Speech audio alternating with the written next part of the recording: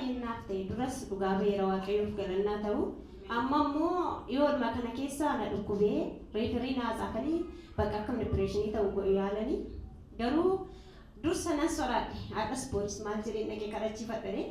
nan soraadhetti waaqayyoof galannaa ta'u garuu biiroo malaqee raajii an soraadheen isatti ergee achi booda baay'uun dhaqee waraqaa reefirii naa ta'e sanas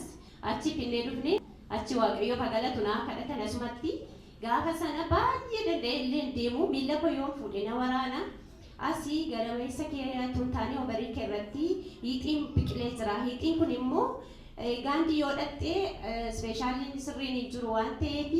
iddoo biraasii wayyanaan jedhaniiti gara alaartiitti naa godhanii alaartiin deemnaanii waaqayyoof galanna ta'u amma fayyaa makoodha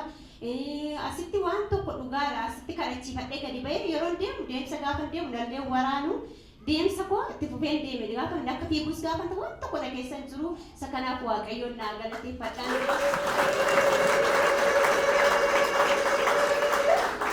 Guyyaan beellamaa baqafkamuuf utuu jiru waaqayyoo gidduu galee nagaa isa godheef ammayyuu galanni ilma waaqayyoof hin taane.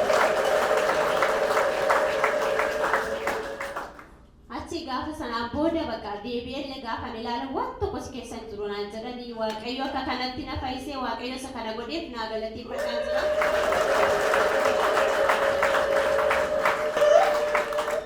Ammas iddoo kanatti obboleettii koo tokkos jirti turte waa'ee isheen dhugaa isheen immoo guyyaa jimaataarra ture guyyaa jimaataa sana iddoo kanatti anaanna waamanii anaanna waan na dhukkubuuf kottu siin kanadhaan nan dhufe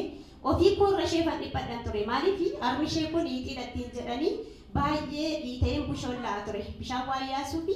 amma bishaan kun qoruutti opereeshinii illee si gochuu hin dandeenyu ittiin jedhanii alaarchi as ergan isheen biyya alaa jiraachaa jirti turte